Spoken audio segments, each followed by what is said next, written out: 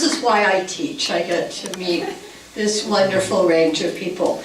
And then our last panelist today is Mary Collins, and Mary Collins is a member of the League of Women Voters, and she has really been instrumental in making women's issues one of the initiatives of the League for the coming legislative session, for the foreseeable future, or whatever. So Mary does lots of things, and here she's going to help us a little. I'm Mary Collins, as she said, and I am the chair of the League of Women Voters Women's Issues Committee. And we've been working on the typical things that feminism talks about working on, which is pay equity and reproductive rights and things like that. But I have become very concerned about the fact that we have no interaction with anyone of color. We have one woman of color that I've met in our league, and I'm just very concerned about the fact that I don't know people of color. I was raised, my father was military, we moved all over the country, and I didn't know any black people. When I was 11, we moved to Los Angeles and I went to John Adams Junior High School, which was an integrated school. And that was the first time I ever encountered black students, and there were lots of them. And they made it crystal clear to us white students that they hated us, really hated us.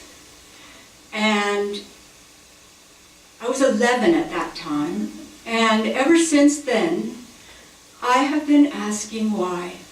Because my parents really tried hard to convince me as a child that racism was wrong and that black people and all people were the same, and that they were very good about that.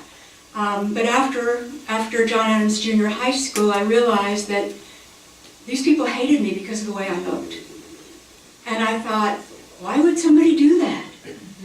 And it just seemed so really, really mean to me. So then at 17, I ran away to college, and I met a lot of black students on my college campus. And I spoke to some of them, and they told me, we appreciate the fact that you're trying here, but honestly, we don't want to have anything to do with white people.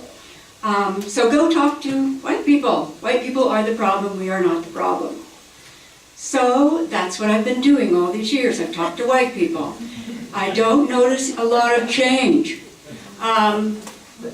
Racism has become more subtle, harder to pin down than it used to be when there were fire hoses and dogs and segregation.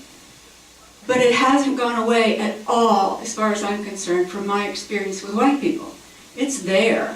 It's just that people don't talk about it anymore with people who don't think the way they do, who are not racist, because it's so uncomfortable. Because more people are saying, wait a minute, that's wrong. I've done that my whole life. But most white people don't. Most white people just, they want to be polite. Politeness seems to be one of the golden rules of whiteness. Don't be rude. So I've been very concerned about our group and where we were going and what we were doing, and I wanted very, very much to work with other women of color. I'll be honest with you that I have a hard time working with men. I've been abused by men and assaulted by men, and I have started really snapping at them when they insult me. And this has cost me some friends, and I've decided that I don't care anymore. And listening to these women gives me strength, because I fear, of course, being isolated, but they are so strong, and they are so spiritual and powerful in their willingness to refuse to play the game, and it speaks to me that I need to be strong enough to refuse to play the game myself. So why I came here tonight is I came here to ask everyone if you would help me include the issues of people of color in what we're doing, because I don't know people of color. want very much to help. I've studied since I was 17. I've studied. I read, I don't know, 100 books. I've gone to class. I've done everything I know how to do. And the more I learn, the more I realize I don't know anything. I really just don't understand things. I know a lot of facts and that's it. But it's not easy because black women don't trust white women anymore, and I don't blame them. White women have lied to them and betrayed them and terrorized them since about 1620 in this country, and I don't see it stopping. I just want to say that I believe we are stronger together. I believe that if white women prove themselves, we might be able to work together. I think white women have a lot to prove. And I'm just asking to coordinate with some of the other activists who are working in this city. I would like to listen and learn. I don't want to lead. I'm not asking to be a member of their group. I would like to have a calendar where we all post our events. I didn't know anything about the rally that was just mentioned. Nothing. Didn't hear a thing about it. I would like to have known about that. The only reason I went to Womanhood in Lavender is because I got an email from a friend at the university at the last minute telling me that it was happening. I don't know what's going on. I think a lot of people don't know what's going on.